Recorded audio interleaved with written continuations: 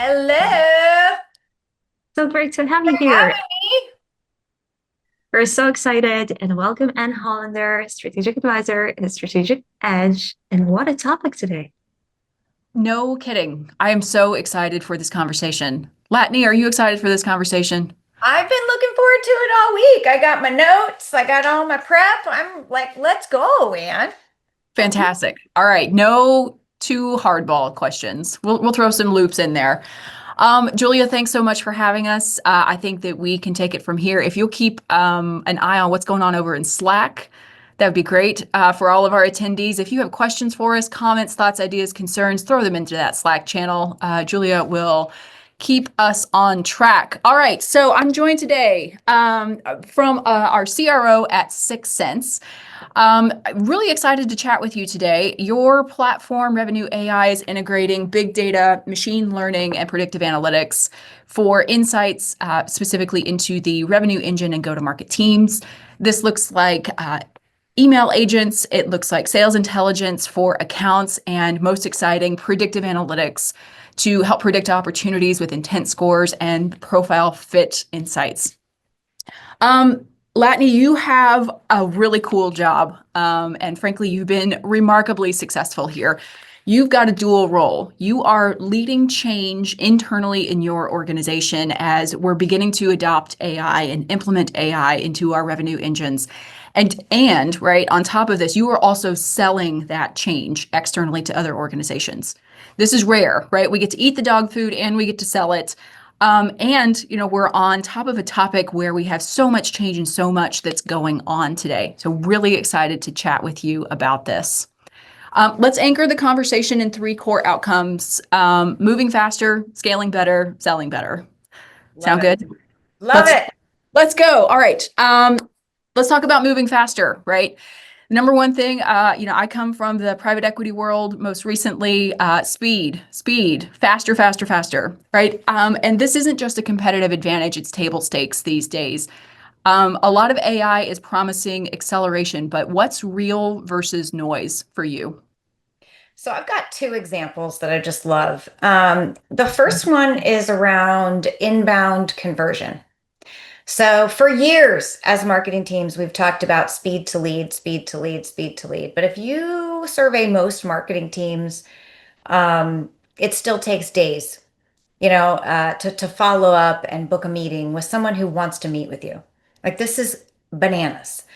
And so a use case that we actually use our own product for is to be able to respond immediately. So take the highest intent, right? Someone has said, I would love to meet with you, and take as much friction out of that with an agent to be able to respond, follow up, and go ahead and get that meeting booked. So that is just to me like such a great, easy use case that we've all wanted to do.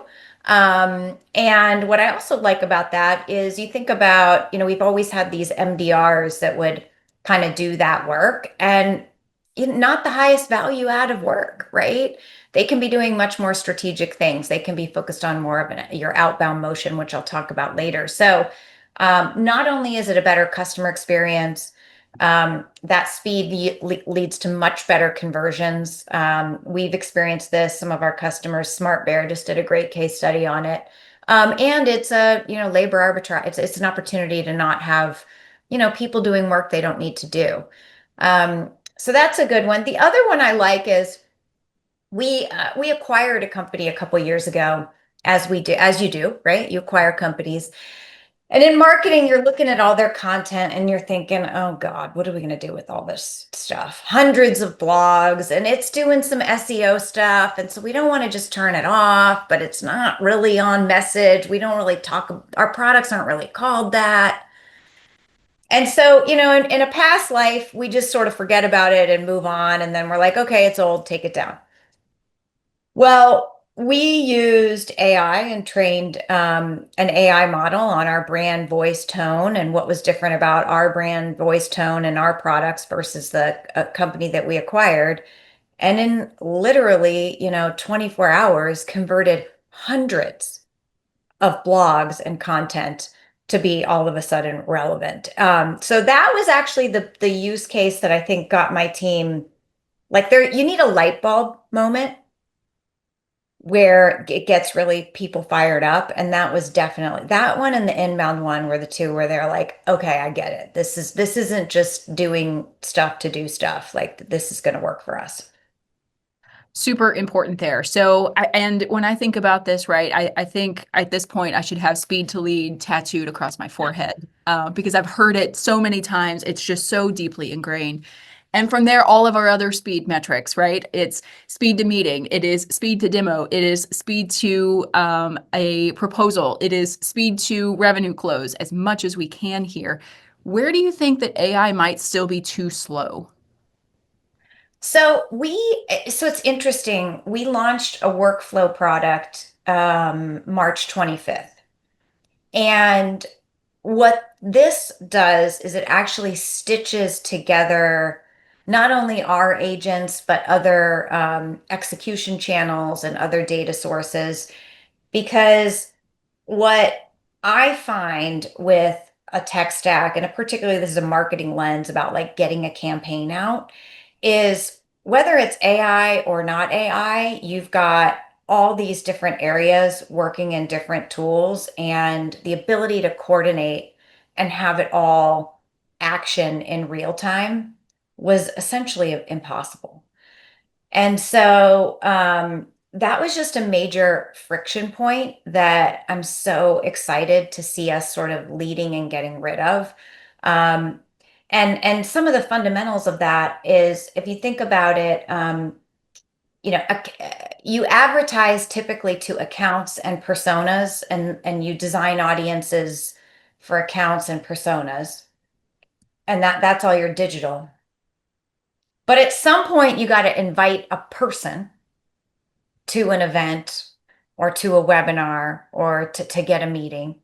And so all of your people-based audience management was somewhere else. Then you've got these always on kind of Marketo drips.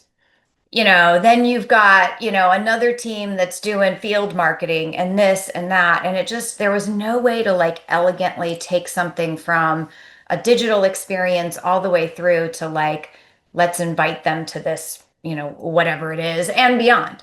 And so the ability to do this and stitch digital, web, physical, email, and literally have like an advertising bidding optimizing agent also talking to an email agent is like the glue that I felt was really missing to be able to take advantage of all of these things. You know, AI is so exciting, but if you're spending all of your time like doing this, moving it to this, cutting and pasting to that, and it's not able to kind of like be always on and working for you, like you're really just tinkering, not doing.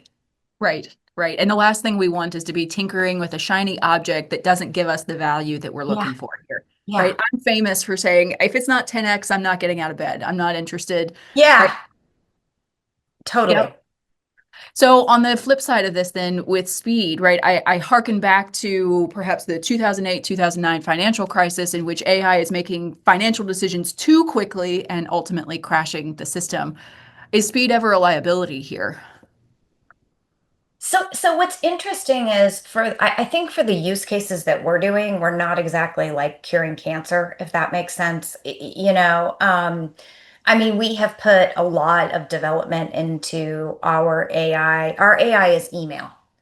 And for the most part, our generative AI products are mostly tied to email. We feel like a lot of people have spent time automating the send of email, but no one's really taken a look at the body and the content of email. Now, luckily for us, the bar is pretty low. I mean, if you go out and look at a lot of emails, they're pretty bad, right? But you do have to have anti-hallucination and things like that to make sure that it's going to be good. But again, the bar is not. People will say, "Oh my gosh, like your AI SDR, what if it sends a bad email and da da da?" And I'm like, why don't you pull the emails that your SDR sent yesterday? And let's compare them, and now is it going to be as good as an email maybe Anne, you and I would write? every time? I don't know. But I, again, bar low.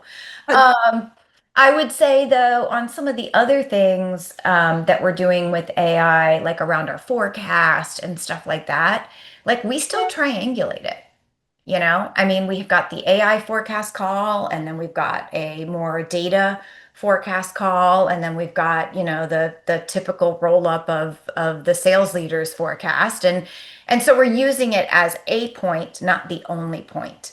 And I think that's kind of a smart way. It's smart to run maybe analog and AI for a little bit as you get comfortable. Definitely. All right, so let's move on to our second go-to-market outcome that we think about when we're thinking about AI, and that's scaling smarter. So the idea here is that we're continuing to grow in the organization, and perhaps not necessarily adding a ton of headcount to go along with that, so that we get that margin expansion that we're looking for. At the same time, right, customers are still demanding more, prospects are still demanding more, so we need more coverage, we need more touch points. How are we navigating all of this? And stop me if you've heard this question before in every quarterly board meeting since the beginning of time. If you had to grow revenue 2x with the same team today, where would AI be your force multiplier? Yeah, so I'm going to talk about the things we've done and how those played out, and then I'll sort of talk about like where we're going next. So um, last year for us, content seemed like, again, marketing content. So this is not guides on how to run a surgery. We felt pretty safe bet to say, guess what, content team, good news, no one's getting fired. Bad news, no one's getting hired. And we got to double the output. Meet your friend, Gen AI, go. And so we were very successful, I think, just scaling our content, high quality content production using Gen AI. So to me, that's like no brainer. Um, the other one that we went really big into is I talked about the MDR use case. Like, we don't need MDRs anymore. We can reskill them and use them somewhere else. And then we went hard at BDRs and some lessons learned there, which I'll talk later. But what it has enabled us to do is, you know, I don't think that a BDR's highest value activity is emailing, especially if I can write a pretty darn good email using an agent. So we've been able to take all of the critical signals that we want worked in real time, job change, funding announcement, on our website, predicted in market, and been able to attach an agent to go and work those with email. And then our team can go and get on the phones and do social and give that first demo. Some of the more important things. So that's been a real game changer for us. And then the third use case was, I'm sure others of you are like this, where you have a lot of product knowledge in a lot of different places. And so what we were able to do is like kind of aggregate all of our product knowledge in one place, put a large language model on top of it, put it actually in our product, to make it just easier for customers if they're in the app, like, how do you do this, and make it more conversational. And so that's been kind of just a successful, like, high value thing for customers. So those were our big bets last year. Um, this year, from a marketing perspective, it's about design, right? Particularly more like programmatic design, like update these ads, refresh these things. Like we should be able to, use Gen AI more effectively there. Onboarding and support. So some of our products are pretty complex. I think it would be hard for an AI CSM to do the work, but we do have some that are pretty rinse and repeat, right? Our sales intelligence application is pretty easy to use and configure. Like, how can we have an agent help onboard our customers, things like that. So that's the second area that we're going into. And last, and I'll talk more about this later, is just how do we save our AEs time, particularly in preparing things like putting together a QBR deck, putting together an executive prep doc. Like, these are things that they shouldn't have to be spending a lot of time on. So those are our kind of focus areas for this year. Okay. And as just a follow-up to that, then, are you seeing your customers who are using these tools, are they using them to scale smarter, or are they stuck using it like a shinier CRM? You know, we've had these solutions a while, and what's interesting is we started bundling, especially the real like Gen AI forward, the email agents. We started bundling that in what we sell. And those customers are all over it because that's what they bought, that's what they know, that was part of their sales cycle. It's much harder to have to go to a customer and have them like rethink what they're using you for. And so that's been harder to get kind of the existing customers, just because I think they're like, oh, I think of you like in this box, this is the like proverbial problem of being a platform. But with our workflow engine that we just launched, we're seeing that start to change. Mhm. And part of that, I think, is because one, it's included in everyone's subscription, so there's no extra cost. And then two, we basically made our CSM's whole, MBO and everything to be like driving adoption. Um, and then the third thing we did is we included pre-built plays. People don't want to have to come up with it on their own. And so we've just included, 20% of my pipeline right now is what I call autonomous, meaning no one touches it. And so we took those plays that we just know work and we included them as templates. And so that's helping kind of the existing base start to adopt. Fantastic. So in that autonomous pipeline, then beginning to merge some of the learnings that we had out of, let's call it like the product-led growth side of things, so sales-led growth and marketing-led growth into one autonomous pipeline. That's extraordinary. And you mentioned that it was 20% of your pipeline? Hmm. Yep. Amazing. It comes Amazing. from like, just a handful of plays. Extraordinary. And the fact then that you are enabling that for your existing customers with no additional charge, pre-built plays in. I mean, I'm not a seller, and by any stretch of the imagination, but that's extra. I love seeing value delivered from technology companies, especially right now in this type of market condition. Let's talk about selling better though, right? Because it's not just about more pipeline, it's about better fit pipeline, higher conversion, and more strategic customer engagement. Um, tell me about what's changed in the psychology of buyers now in the age of AI. Yeah, so what's interesting is we started as an AI company, but it was like predictive analytics, which now is like old AI, but so we've always been an AI company, and companies like using our predictions see that when we predict an account, they see 30% faster cycle times, 20% better conversions, and actually 30% higher ASPs. So, good news is like that was kind of a great AI foundation for our customers. Bad news is like just because you give a customer a signal doesn't mean they do anything, right? And so what we found was like, why aren't you working? Please, like, go follow up. These ones are ready to buy. Da da da da da. And people are reliably unreliable.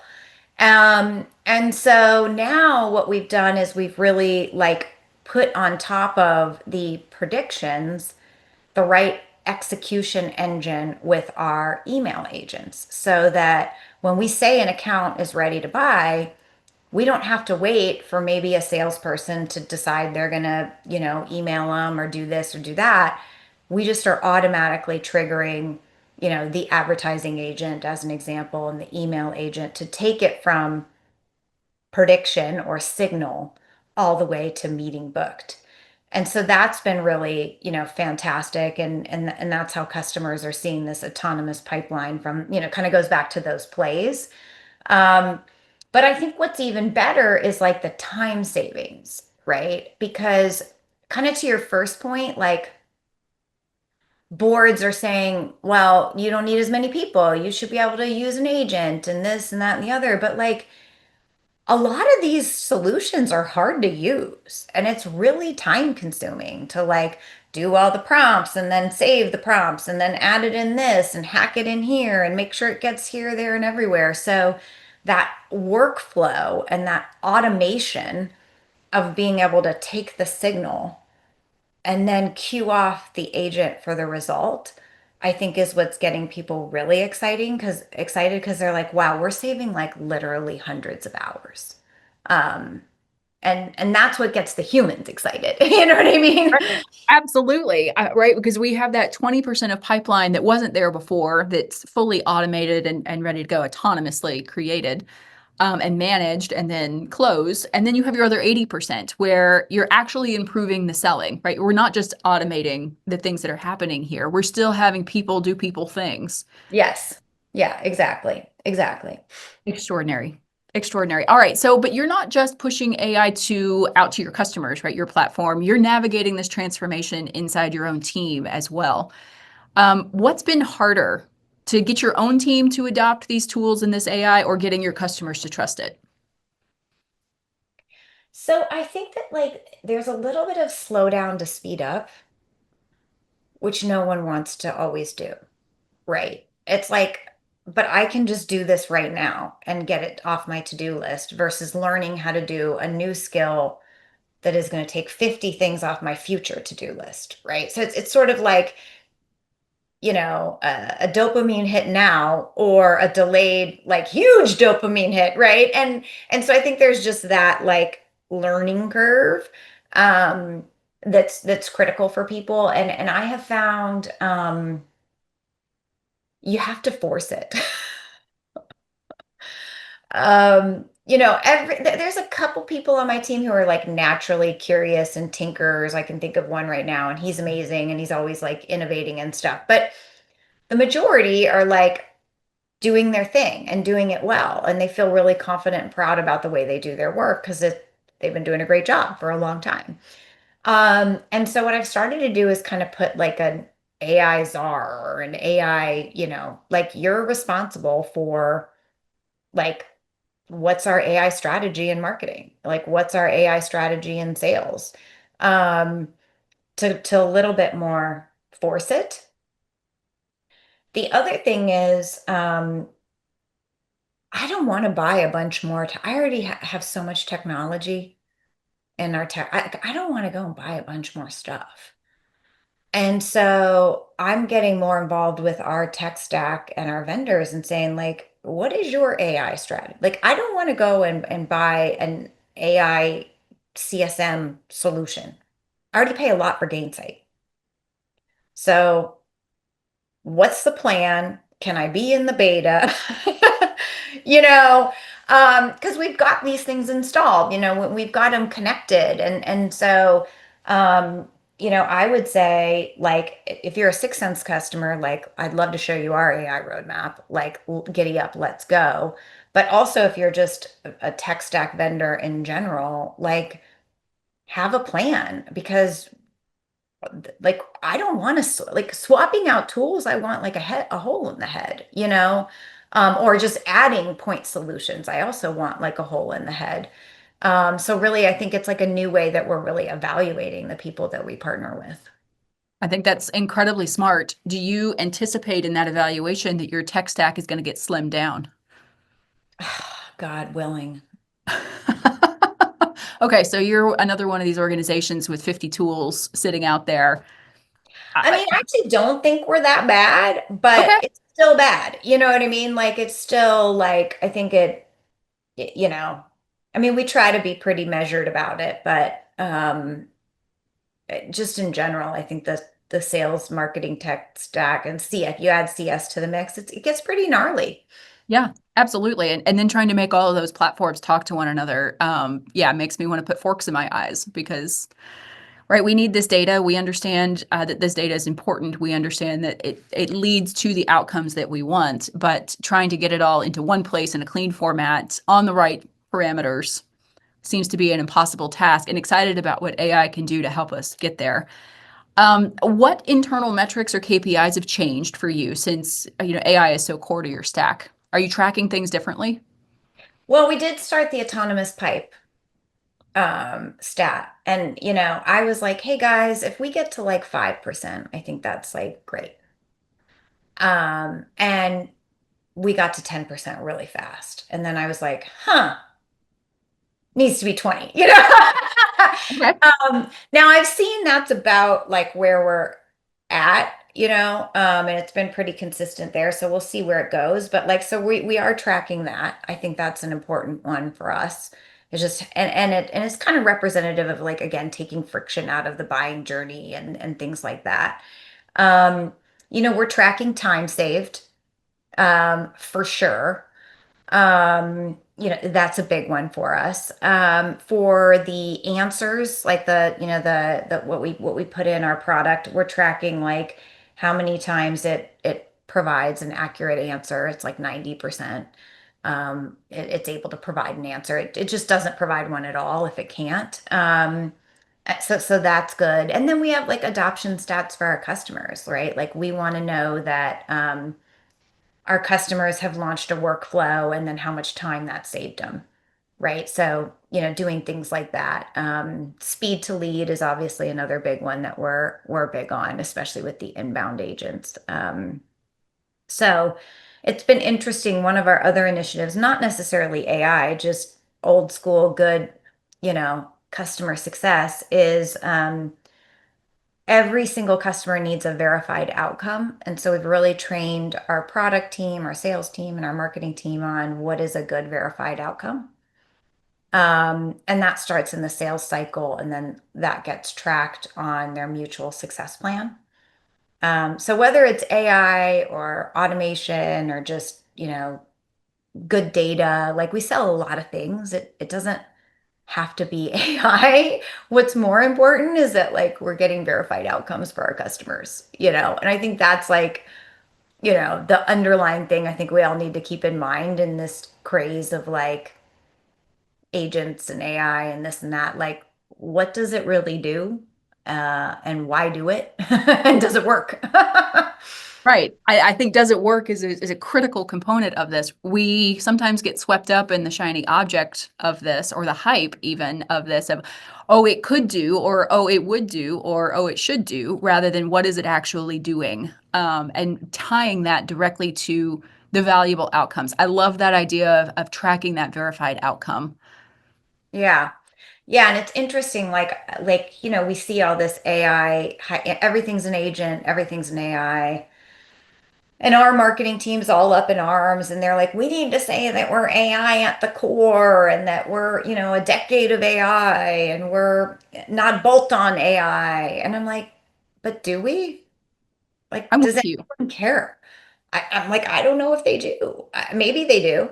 I'm like, I think we just need to say what it does with a lot of clarity. And I think if Right. people go to the website and they understand this is exactly what it does and the kind of results you can expect, and the more clarity we have around that, and oh, it just happens to be made possible by AI or big data or predictive and like cool. But I think we're going to quickly see a bunch of people that are like tried all these things, and some of these companies are just promising crazy outcomes that are not achievable. And I think we're going to see a little bit of a measured like back step to go forward where it's like, okay, I don't want to waste my time. That's the only thing I have. And I certainly don't want to waste my company's money because when you spend money in B2B, it's your reputation. Mhm. And so we want to make sure we get it right. And that's why I say go to like the people already in your tech stack who have delivered for you already and like co-develop with them. Yeah, absolutely. I am 100% with you. And what a great note to end on with that advice, right? Think through who's already in your tech stack, partner with them on where they're going, ensure that you get to the outcome that you're looking for.